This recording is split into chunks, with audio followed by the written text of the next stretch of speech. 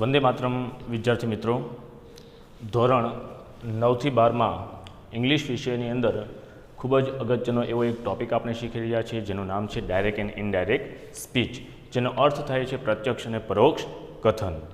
વિદ્યાર્થી મિત્રો, આ ટોપિકના આગળ આપણે 6 ભાગ જોઈ ચૂક્યા છીએ અને આ ભાગની અંદર આજે આપણે ઇમ્પેરેટિવ સેન્ટેન્સીસ એટલે કે આજ્ઞાત વાક્યનું ડાયરેક્ટ સ્પીચમાંથી ઇનડાયરેક્ટ સ્પીચમાં કઈ રીતે ફેરવવામાં આવે છે તેના વિશે કેટલીક માહિતી મેળવીશું. તો એને આગળ એક્ઝામ્પલ સમજતા પહેલાં એના કેટલાક રૂલ્સ રેગ્યુલેશન છે જે આપણે આને સમજવા પડશે. તો જોઈએ કે ઇમ્પેરેટિવ સેન્ટેન્સ એટલે કે આજ્ઞાત વાક્યને ઇનડાયરેક્ટ સ્પીચમાં ફેરવવા માટે કેટલાક રૂલ્સ રેગ્યુલેશનને આપણે સમજીએ. કે જ્યારે આરએસ એટલે આપણે અગાઉ શીખી ગયા છીએ કે આરએસ એટલે કે રિપોર્ટિંગ સ્પીચ એટલે કે અવતરણ ચિહ્નની અંદર આપેલું વાક્ય. તો આરએસમાં આપેલ વાક્ય આજ્ઞાત વાક્ય હોય ત્યારે નીચેના મુદ્દાઓ ખાસ ધ્યાનમાં રાખવા, જેમાં 3 ખાસ મુદ્દાઓ છે. જેમાં પહેલો મુદ્દો પણ ખાસ છે. જો પહેલો મુદ્દામાં એવું કીધેલું છે કે સેટ ટુને બદલે વાક્યના ભાવ અનુસાર શબ્દો મૂકવા. આપણે અત્યાર સુધી જો સાદું વાક્ય કે નકાર વાક્ય હોય તો આપણે શું મૂકતા, તો કે ટોલ્ડ મૂકતા, અથવા તો સાંભળનાર ન હોય તો સેડનું સેડ મૂકતા. જો પ્રશ્નાર્થ વાક્ય હોય તો આપણે આસ્ક્ડ મૂકતા. પરંતુ હવે આપણે જો ઇમ્પેરેટિવ સેન્ટેન્સ એટલે કે રિપોર્ટિંગ સ્પીચની અંદર આપેલું વાક્ય આજ્ઞાત વાક્ય હોય તો સેટ ટુને બદલે વાક્યના ભાવ અનુસાર શબ્દો મૂકવામાં આવશે. તો જોઈએ કેવા કેવા ભાવ હોઈ શકે છે. તો જો માની લો કે રિપોર્ટિંગ સ્પીચની અંદર આપેલું વાક્ય વિનંતીનો ભાવ દર્શાવતું હોય તો ત્યારે આપણે સેટ ટુને બદલે શું મૂકીશું, તો કે રિક્વેસ્ટેડ મૂકીશું. તો વિનંતીનો ભાવ દર્શાવવા માટે તમને સામાન્ય એવો શબ્દ યાદ આપું તો કે પ્લીઝ. જ્યારે પણ વાક્યની અંદર પ્લીઝ નામનો શબ્દ આપેલો હોય તો પ્લીઝ આપણે ક્યારે કહીએ, જ્યારે આપણે વિનંતી કરતા હોય ત્યારે. તો જ્યારે પણ વાક્યની અંદર પ્લીઝ નામનો શબ્દ આપેલો હોય ત્યારે આપણે સેટ ટુને બદલે શું મૂકશું, રિક્વેસ્ટેડ, કારણ કે એ વાક્ય વિનંતી દર્શાવતું થતું હોય છે. ત્યારબાદ જો વાક્યની અંદર આપેલું વાક્ય રિપોર્ટિંગ સ્પીચની અંદર આપેલું વાક્ય જો સલાહ દર્શાવતું હોય તો આપણે સેટ ટુને બદલે એડવાઇઝડ મૂકશું. સૂચના દર્શાવતું હોય તો ઇન્સ્ટ્રક્ટેડ મૂકશું. સૂચન દર્શાવતું હોય તો સજેસ્ટેડ મૂકશું.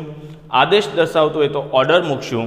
ફરજ દર્શાવતું વાક્ય હોય, ફરજ દર્શક વાક્ય હોય તો આપણે કમાન્ડેડ મૂકશું. શુભેચ્છા દર્શક વાક્ય હોય તો વિશ્ડ મૂકશું. ભીખ માંગવી એટલે કે આજીજી કરતો અથવા ભીખ માંગવા જેવી કોઈ ક્રિયા થતી હોય એવું વાક્ય હોય તો આપણે એની જગ્યાએ સેટ ટુને બદલે શું મૂકશું, બેગ્ડ મૂકશું. આજીજી કરવી તો ઇન્ટ્રીટેડ. આભાર માનવામાં કોઈ વાક્ય હોય તો આપણે સેટ ટુને બદલે શું મૂકશું, થેન્કડ. તો આભાર માનતી વખતે આપણે થેન્ક યુ શબ્દ બોલીએ છીએ. તો જ્યારે પણ રિપોર્ટિંગ સ્પીચમાં આપેલું વાક્યની અંદર થેન્ક યુ નામનો શબ્દ હોય ત્યારે આપણે સેટ ટુને બદલે શું મૂકશું, થેન્કડ. ત્યારબાદ અભિનંદન દર્શાવતું વાક્ય હોય તો આપણે કોંગ્રેચ્યુલેટેડ મૂકશું. તો ઘણી વખત રિપોર્ટિંગ સ્પીચની અંદર આપેલું વાક્યમાં તમને કીધેલું હોય કોંગ્રેચ્યુલેશન, તો જ્યારે પણ એવો શબ્દ આપેલો હોય ત્યારે સેટ ટુને બદલે શું લખવાનું છે, કોંગ્રેચ્યુલેટેડ. ચેતવણી દર્શાવતું વાક્ય હોય તો વોર્ન અને અભિવાદન કરતું વાક્ય હોય તો બેડ. કે જો વાક્યની અંદર રિપોર્ટિંગ સ્પીચની અંદર આપેલું વાક્ય આ પ્રમાણેના કોઈ પણ ભાવ દર્શાવતું હોય તો તમારે આ રીતે ભાવદર્શક શબ્દો મૂકીને તમારે આગળ વધવાનું રહેશે. ત્યારબાદ પહેલા મુદ્દાની અંદર જ આવશે કે જો જ્યારે રિપોર્ટિંગ સ્પીચની અંદર આપેલું વાક્ય કોઈ પણ ભાવ સ્પષ્ટ થતો ન હોય ત્યારે આપણે સેટ ટુને બદલે આસ્ક્ડ અથવા તો ટોલ્ડ મૂકવો રહેશે. જ્યારે કોઈ પણ ભાવ સ્પષ્ટ થતો ન હોય ત્યારે શું કરવાનું છે, સેટ ટુને બદલે આસ્ક્ડ અથવા તો ટોલ્ડ મૂકીશું. આ ઉપરાંત જો તમને રિપોર્ટિંગ સ્પીચની અંદર આપેલું વાક્ય લેટ હોય, લેટ પછી હિમ હોય, હર હોય, ઇટ હોય કે પછી કોઈ પણ વ્યક્તિનું નામ હોય ત્યારે સેટ ટુને બદલે હંમેશા આપણે શું મૂકશું, ટોલ્ડ અથવા તો આસ્ક્ડ મૂકશું. Let him do homework, let him play cricket, આવા કોઈ જ્યારે વાક્ય હોય છે ત્યારે આપણે સેટ ટુને બદલે શું મૂકશું, ટોલ્ડ અથવા તો આસ્ક્ડ મૂકશું. ત્યારબાદ બીજો મુદ્દો એની અંદર છે, એની અંદર ફર્સ્ટ મુદ્દાની અંદર જ તે કે લેટ પછી મી આપેલું હોય ત્યારે સેટ ટુને બદલે હંમેશા આપણે શું મૂકશું, રિક્વેસ્ટેડ મૂકીશું. યાદ રાખજો મિત્રો કે જ્યારે પણ લેટ પછી મી હોય, જેમ કે let me play cricket, let me some do homework, let me eat banana, તો આ રીતે કોઈ પણ જેવા વાક્ય હોય છે ત્યારે લેટ પછી મી આપેલું હોય ત્યારે આપણે સેટ ટુને બદલે શું મૂકશું, રિક્વેસ્ટેડ, કારણ કે એ રિક્વેસ્ટ એટલે કે વિનંતી દર્શાવતું વાક્ય થતું હોય છે, ભલે એમાં પ્લીઝ શબ્દ આપેલો નથી. તો આ ફર્સ્ટ મુદ્દો થયો કે ફર્સ્ટ મુદ્દાની અંદર એવું કીધેલું છે કે જો આ પ્રમાણેના કોઈ પણ ભાવ દર્શાવતા હોય વાક્યની અંદર તો આ પ્રમાણેના સેડ ટુને બદલે શબ્દો મૂકવાના રહેશે. જો કોઈ પણ ભાવની સ્પષ્ટતા થતી ન હોય ત્યારે આપણે આસ્ક્ડ અથવા તો ટોલ્ડ મૂકીશું. લેટ પછી હિમ, હર, ઇટ કે કોઈનું નામ હોય તો સેડ ટુને બદલે ટોલ્ડ અથવા તો આસ્ક્ડ મૂકીશું. અને લેટ પછી મી હોય ત્યારે સેડ ટુને બદલે હંમેશા શું મૂકીશું? રિક્વેસ્ટેડ મૂકીશું. અને ત્યારબાદ આગળનો મુદ્દો જોઈએ. પોઈન્ટ નંબર 2, વાક્યને જોડવા માટે સંયોજક તરીકે હકાર વાક્ય હોય તો ટુ અને નકાર વાક્ય હોય તો નોટ ટુ મૂકવું. અહીં મિત્રો ખાસ યાદ રાખજો કે જ્યારે આપણે અત્યાર સુધી વાક્યને જોડવા માટે જો સાદું કે નકાર વાક્ય હોય ત્યારે આપણે ધેટ વાપરતા અને ઇન્ટ્રોગેટિવ સેન્ટેન્સ હોય ત્યારે આપણે ઇફ કે વેધર વાપરતા અને WH પ્રકારનું ક્વેશ્ચન હોય ત્યારે આપણે શું વાપરતા તો કે WH ક્વેશ્ચન પોતે વાપરતા. પરંતુ અહીં આજ્ઞાત વાક્ય જે છે તેમાં વાક્યને જોડવા માટે જો હકાર વાક્ય હોય તો ટુ અને નકાર વાક્ય હોય તો નોટ ટુ. તો હવે ખબર કેમ પડે કે વાક્ય હકાર છે કે નકાર?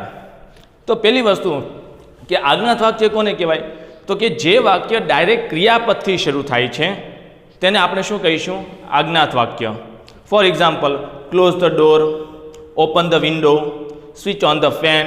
તો આ બધા જે છે ડાયરેક્ટ ક્રિયાપદથી શરૂ થાય છે. તો આવા જે વાક્યો છે એને આપણે આજ્ઞાત વાક્ય કહી શકીએ. આ ઉપરાંત નકાર વાક્ય કોને કહીશું તો કે ડાયરેક્ટ ડોન્ટથી શરૂ થતું હશે. ડોન્ટ ક્લોઝ ધ ડોર, દરવાજો બંધ કરીશ નહીં. ડોન્ટ ઓપન ધ વિન્ડો, બરાબર, બારી ખોલીશ નહીં. તો આ બધું જે છે તો આગળ ડોન્ટથી શરૂ થતું હોય તો ડાયરેક્ટ ક્રિયાપદથી શરૂ થતા વાક્યને આપણે કેવા વાક્ય કહીશું? આજ્ઞાત વાક્ય. તો આજ્ઞાત વાક્યમાં વાક્યને જોડવામાં જો વાક્ય હકાર હોય તો ટુ અને નકાર હોય તો નોટ ટુ. ડાયરેક્ટ ક્રિયાપદથી શરૂઆત થઈ તો એ હકાર વાક્ય અને ડોન્ટથી શરૂ થયું હોય તો એ નકાર વાક્ય કહીશું. ત્યારબાદ બિનજરૂરી શબ્દો દૂર કરી કાળનો ફેરફાર કર્યા વિના વાક્ય લખવું. ખાસ મિત્રો યાદ રાખજો, અહીં કોઈ પણ પ્રકારના વાક્યમાં કાળમાં ફેરફાર કરવાનો નથી. એટલે તમારે જે બિનજરૂરી શબ્દો એટલે કેવા તો કે માની લો કે અહીં આપણે કીધું કે રિક્વેસ્ટેડ, વિનંતી દર્શાવતું વાક્ય હોય તો રિક્વેસ્ટેડ આપણે મૂકવું. તેની અંદર મેં કીધું કે પ્લીઝ નામનો શબ્દ આપેલો હોય તો એ પ્લીઝ નામનો શબ્દ આપણે કાઢી નાખવાનો છે, એને આપણે ઇનડાયરેક્ટ બનાવતી વખતે લેવાનું નથી. બીજું, થેન્ક યુ નામનો શબ્દ તમને આપેલો હોય તો આપણે સેડ ટુને બદલે થેન્કડ લખીશું તો એ થેન્ક યુ શબ્દ નીકળી જશે.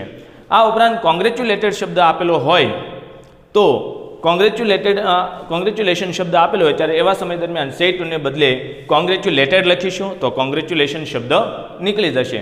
એટલે કે આવા જે બિનજરૂરી શબ્દો છે તે નીકળી જશે. તો આ 3 મુદ્દાઓને આધારે આપણે કેટલાક એક્ઝામ્પલ્સ સમજવાના છે. તો આશા રાખું છું કે આ 3 મુદ્દાઓ તમને વ્યવસ્થિત સમજાઈ ગયા હશે અને એના આધારે હવે આપણે કેટલાક એક્ઝામ્પલ્સ સમજીએ. જેમાં પહેલું વાક્ય છે she said to me please give me your dictionary. અહીં મિત્રો ખાસ યાદ રાખજો, તમને જે ત્રીજો મુદ્દો કીધેલો છે કે બિનજરૂરી શબ્દો દૂર કરી કાળનો ફેરફાર કર્યા વિના વાક્ય લખવું. અહીં તમને કાળમાં કોઈ ફેરફાર કરવાનો નથી, પરંતુ જે આપણે આગળ શીખી ગયા કે સર્વનામમાં ચેન્જ કરવાનો છે તે તો કરવાનો જ રહેશે. એટલે ખાસ યાદ રાખજો. તો લખીએ, આનું ઇનડાયરેક્ટ સ્પીચમાં આપણે ફેરવીએ કે she said to me please give me your dictionary. તો અહીં શી આપણે હંમેશા સાંભળનાર અને બોલનાર યથાવત રહે છે. શી બોલનાર થશે એટલે શીનું શી આવશે. હવે અહીં આપેલું જે વાક્ય જે છે એ ડાયરેક્ટ પ્લીઝ ગીવ, તો અહીં ગીવથી શરૂઆત થાય છે એટલે વાક્ય આજ્ઞાત થયું. તો આપણે સેડ ટુને બદલે આ ભાવ અનુસાર શબ્દો મૂકવાના રહેશે. તો અહીં તમને પ્લીઝ આપેલું છે તો પ્લીઝ આપેલું હોય તો શું દર્શાવવાનું છે? વિનંતી દર્શાવતું વાક્ય છે તો આપણે સેડ ટુને બદલે શું લખીશું? રિક્વેસ્ટેડ લખીશું. તો અહીં લખશું રિક્વેસ્ટેડ. અહીં સાંભળનાર યથાવત રહેશે મી. હવે બંને વાક્યને જોડવા માટેની વાત આવી તો જો હકાર વાક્ય હોય તો ટુ અને નકાર વાક્ય હોય તો નોટ ટુ. તો અહીં હું તમને એક પ્રશ્ન પૂછીશ, શું તમને અહીંયા ડોન્ટ નામનો શબ્દ આપેલો છે? તો કે નહીં, અહીં તમને ડોન્ટ નામનો શબ્દ આપેલો નથી એટલે આ વાક્ય હકાર થયું. અને હકાર વાક્યને જોડવા માટે શું લખીશું? ટુ લખીશું. રેડી. હવે ત્રીજો મુદ્દો છે બિનજરૂરી શબ્દો દૂર કરવા. તો મેં તમને કીધું એ પ્રમાણે તો પ્લીઝ નામનો જે શબ્દ છે એના માટે આપણે કયો શબ્દ વાપર્યો? તો કે રિક્વેસ્ટેડ. જે પ્લીઝનો શબ્દ અંદર એનો ભાવાર્થ દર્શાવતો આવી ગયો છે. તો અહીં પ્લીઝ શબ્દ નીકળી જશે તો ડાયરેક્ટ ગીવથી શરૂઆત થશે. કાળમાં કોઈ ચેન્જીસ કરવાનો નથી, પરંતુ સર્વનામમાં ચેન્જીસ કરવો પડે. અહીં મી મી જે છે પ્રથમ પુરુષ હોય ત્યારે બોલનાર પ્રમાણે થાય તો બોલનાર છે શી. અહીં મી જે છે કર્મ છે તો શીનું કર્મ શું થશે તો કે હર. હવે એની પછી આવ્યું યોર એ બીજો પુરુષ હોય તો સાંભળનાર પ્રમાણે. સાંભળનાર કોણ મી. અહીં યોર જે છે સંબંધક રૂપ છે તો મીનું સંબંધક રૂપ શું થશે માય. A dictionary. આ રીતે આપણે વાક્યને આજ્ઞાત વાક્યને ઇમ્પેરેટિવ સેન્ટેન્સને ઇનડાયરેક્ટ સ્પીચમાં ફેરવી શકીએ છીએ. આગળ કેટલાક વાક્ય લઈએ. અહીં કીધેલું છે the mother sad to the children don't go near the cage. ચાલો લઈએ આને. ધ મધર જે છે એ બોલનાર થશે જે યથાવત રહેશે. હવે સેડ ટુની બદલે આપણે વાક્યના ભાવાર્થ પ્રમાણે શબ્દ મૂકવાનો રહેશે. તો બોલો શું આવશે. અહીં જે વાક્ય કીધું don't go near the cage એના માટે શું આવશે તો કે અહીં જે દર્શાવે છે તે સલાહ દર્શાવતું વાક્ય છે. સલાહ આપે છે કે તે પાંજરાની નજીક જશો નહીં. તો આપણે સેડ ટુને બદલે શું લખશું તો કે એડવાઇઝ. ત્યારબાદ સાંભળનાર યથાવત ધ ચિલ્ડ્રન. હવે બંને વાક્યને જોડવા માટેની વાત આવી તો અહીં કીધેલું છે હકાર વાક્ય હોય તો ટુ અને નકાર વાક્ય હોય તો નોટ ટુ મૂકવું. તો જુઓ તમને અહીં શું આપેલું છે ડોન્ટ શબ્દથી શરૂઆત થાય એટલે વાક્ય કેવું બને નકાર વાક્ય હોય ત્યારે આપણે શેના વડે જોડશું તો કે નોટ ટુ વડે જોડશું. રેડી. હવે બિનજરૂરી શબ્દો દૂર કરવાના છે તો કે આ ડોન્ટ શબ્દ નીકળી જશે તો ડાયરેક્ટ શું આવ્યું તો કે ગો નિયર ધ કેજ તેનું તે જ રહેશે. કાળમાં કોઈ ચેન્જીસ કરવાનો નથી પરંતુ સર્વનામમાં ફરજિયાત ચેન્જીસ કરવો પડે. ખાસ યાદ રાખજો વિદ્યાર્થી મિત્રો કે કાળમાં કોઈ ચેન્જીસ કરવાનો નથી પરંતુ સર્વનામ આપેલું હોય તો સર્વનામમાં આપણે ચેન્જીસ કરવો પડશે. આગળ જઈએ. I said to her good evening. તો અહીં આપણે લખશું તો કે આઈ એ જે છે બોલનાર છે તો બોલનાર યથાવત રહેશે. ત્યારબાદ સેડ ટુને બદલે આપણે વાક્યના ભાવાર્થ પ્રમાણે શબ્દ લખવો પડશે. તો અહીં ગુડ ઇવનિંગ જે છે તે શેના માટે થાય છે તો કે શુભેચ્છા પાઠવે છે અથવા તો અભિવાદન પણ કરે છે. તો તમે બેમાંથી કોઈ પણ શબ્દ લખી શકો. તો અહીં આપણે વિષ્ડ શબ્દ લખીશું. કોને કરે છે તો કે હર. અને અહીં આપણે કોઈ પણ પ્રકારનું જોડવાનું કામ જે છે જેમ કે હકાર વાક્ય હોય તો ટુ અને નકાર વાક્ય હોય તો નોટ ટુ. પરંતુ એ ટુ અને નોટ ટુ ક્યારે લખવાનું હોય જ્યારે ક્રિયાપદ હોય ત્યારે. અહીં કોઈ પણ ક્રિયાપદ આપેલું નથી એટલે આપણે ડાયરેક્ટ લખી નાખશું ગુડ ઇવનિંગ. એટલે આનું વાક્ય બનશે આઈ વિશ્ડ હર ગુડ ઇવનિંગ. તો આ રીતે આપણે વાક્ય બનશે. કારણ અહીં જોડવા માટે શબ્દ એટલા માટે નથી વાપર્યો કારણ કે અહીં કોઈ ક્રિયાપદ આપેલું નથી. આગળ લઈએ. Harish sad to me thank you for your kind support to me. તો લઈએ હરીશ. હવે સેડ ટુની જગ્યાએ આપણે શું લખવાનું છે તો કે વાક્યના ભાવાર્થ પ્રમાણે શબ્દ લખવાનો છે. તો જુઓ તમને અહીં શું આપેલું છે તો કે થેન્ક યુ આપેલું છે. તો થેન્ક યુની જગ્યાએ એ આભાર દર્શાવતું વાક્ય છે તો શું લખશું થેન્કડ લખશું. હવે સાંભળનાર યથાવત લેશે તો મી લખીશું. હવે બિનજરૂરી શબ્દો આપણે દૂર કરવાના છે. તો આ થેન્ક યુ તો દૂર થઈ જાય પણ શરૂઆત શેનાથી થશે ટુથી. ઓકે. અથવા તો અહીં પણ જુઓ થેન્ક યુ પછી શું આવ્યું તો કે ફોર આવ્યું. તો અહીં પણ કોઈ પ્રકારનું ટુ કે નોટ ટુ નામનો શબ્દ આવશે નહીં. તો Harish thanked me four direct શરૂઆત થશે. અને યોર જે છે એ બીજો પુરુષ હોય ત્યારે સાંભળનાર પ્રમાણે ફેરફાર થાય. સાંભળનાર કોણ છે મી. તો મીનું સંબંધક રૂપ શું થશે માય. કાઇન્ડ સપોર્ટ ત્યાં લખશું કાઇન્ડ સપોર્ટ ટુ. હવે મી જે છે એ પ્રથમ પુરુષ હોય ત્યારે બોલનાર પ્રમાણે. બોલનાર કોણ હરીશ. તો અહીં મી જે છે કર્મ વિભક્તિ તો હરીશ હિમાં આવે તો હિનું કર્મ શું થશે તો કે હિમ થશે. તો આ રીતે અહીં પણ આપણે કોઈ પણ પ્રકારનું વાક્યને જોડવા માટે ટુ કે નોટ ટુ વાપરેલું નથી. તમે કહ્યું સર આવું કેમ? તો આવું એટલા માટે કે જો ડાયરેક્ટ ક્રિયાપદથી શરૂઆત થઈ જતું હોય તો આપણે ટુ લખીએ છીએ પરંતુ અહીં કોઈ પણ ક્રિયાપદ આવતું નથી. આ થેન્ક યુનો ભાવાર્થ જે છે તે આપણે આમાં લઈ લીધો. વાક્ય આ રીતે બનશે Harish thanked me for my kind support to him. તો આ રીતે વાક્ય બનશે. હવે આગળ લઈશું the commander said to the soldiers. Be alert. તો આપણે અહીં લઈશું ધ કમાન્ડર. હવે અહીં say to ની જગ્યાએ વાક્યમાં આપણે શું લેવાનું છે તો કે વાક્યના ભાવાર્થ પ્રમાણે say to ને બદલે શબ્દ મૂકવાનો છે. તો અહીં કમાન્ડર અને સોલ્જર છે. તો તમે ઘણી વખત ફિલ્મની અંદર જોયું છે તો કમાન્ડર શું કરે તો કે કમાન્ડ આપે, હુકમ આપે, આદેશ આપે. તો એવા સમય દરમિયાન આપણે કમાન્ડેડ પણ લખી શકીએ અથવા તો ઓર્ડર પણ લખી શકીએ. તો અહીં આપણે ઓર્ડર શબ્દ લખશું, ઓર્ડર્ડ ધ સોલ્જર્સ.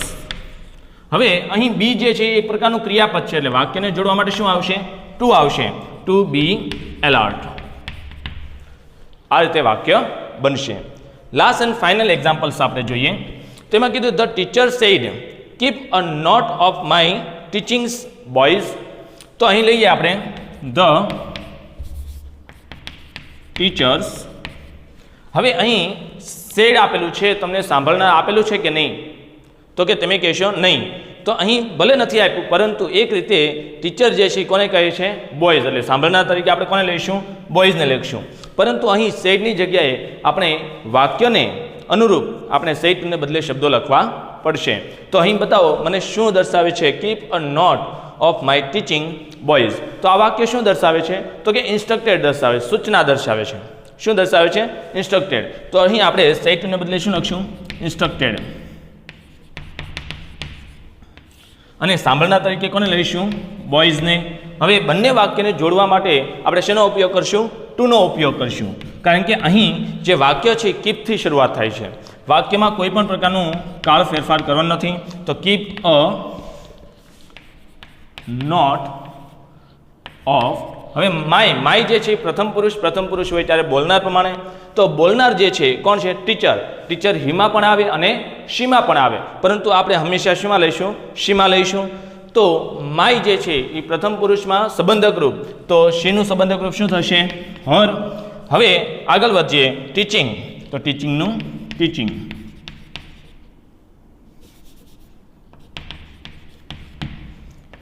બોયઝ આપણે આગળ લઈ લીધું છે એટલે પાછળ લખીશું નહીં. તો આ રીતે તમે કોઈ પણ પ્રકારના આજ્ઞાત વાક્યનું ઇમ્પેરેટિવ સેન્ટેન્સનું ઇનડાયરેક્ટ રૂપમાં ફેરવી શકો.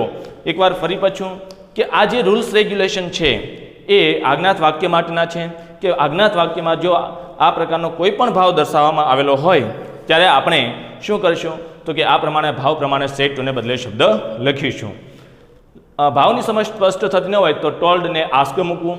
લેટ હિમ હર ઇટ કે કોઈનું નામ હોય ત્યારે પણ આપણે સેડ ટુને બદલે ટોલ્ડ કે આસ્ક મૂકીશું. અને લેટ પછી મી આપેલું હોય ત્યારે હંમેશા સેડ ટુની જગ્યાએ શું મૂકીશું રિક્વેસ્ટેડ મૂકીશું. અને વાક્યને જોડવા માટે સંયોજક તરીકે હકાર વાક્ય હોય તો ટુ અને નકાર વાક્ય હોય તો નોટ ટુ. અને ત્રીજો મુદ્દો છે બિનજરૂરી શબ્દો દૂર કરી કાળનો ફેરફાર કર્યા વિના વાક્ય લખવું. કાળનો ફેરફાર નથી કરવાનો પરંતુ સર્વનામમાં ફેરફાર ફરજિયાત કરવાનો છે. તો એ પ્રમાણે આપણે કેટલાક મુદ્દાઓ જોયા. કેટલાકમાં આપણે સંયોજક તરીકે ટુ અથવા તો નોટ ટુ યુઝ કર્યું, કેટલાકમાં નથી પણ કર્યું.